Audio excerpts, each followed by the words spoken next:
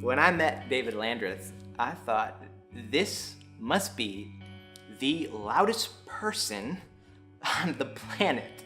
I mean, I grew up in Chicago, and moving down to the South and meeting David, for me, he was like a character out of Hee Haw or something. Here's this, knee slapping, football loving, good old country boy from Cleveland, Tennessee, the hub of the universe, as he always used to say. I mean, he was larger than life. He was brilliant. He was incredibly well read.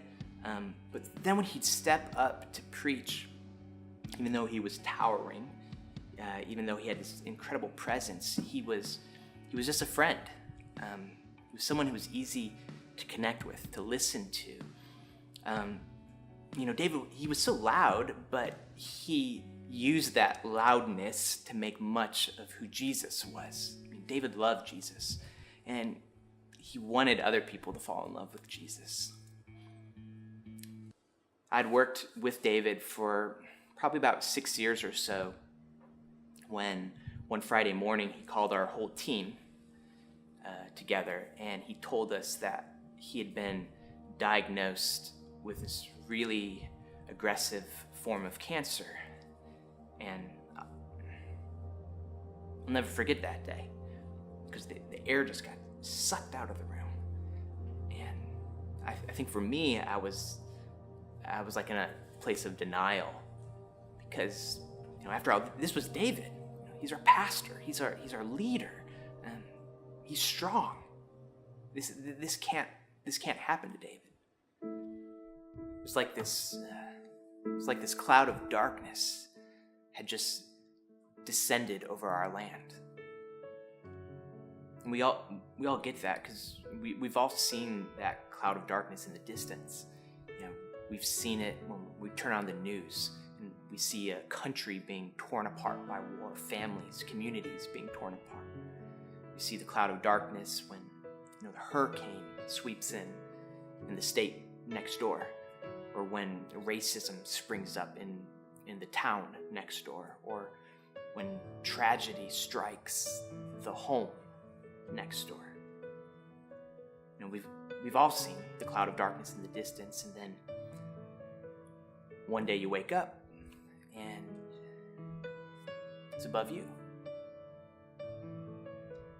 One afternoon, I was sitting at home, sitting at the piano, and I was just feeling this immeasurable sadness about David being sick.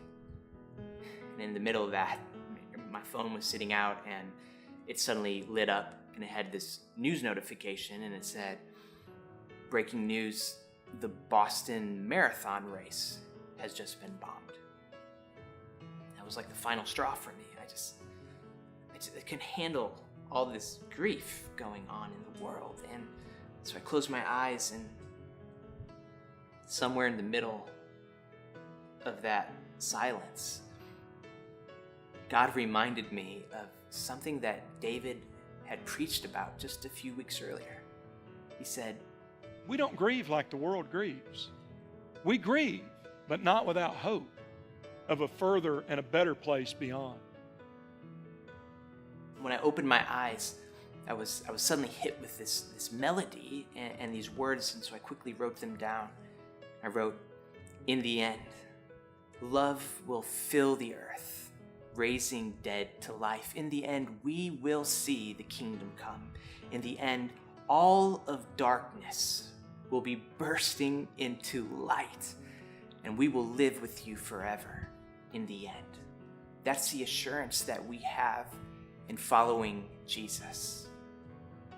At the end of 2014, we laid David to rest, and we celebrated his life.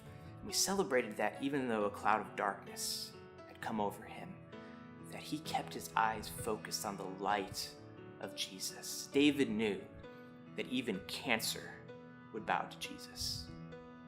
I hope that everyone who hears David's story, including everyone at Public Church, that you would come to that same realization that David came to, that God is above all things, that he holds all things together, and that those who know him, those who love him, those who are his sons and daughters, that we will live forever with Jesus in the end.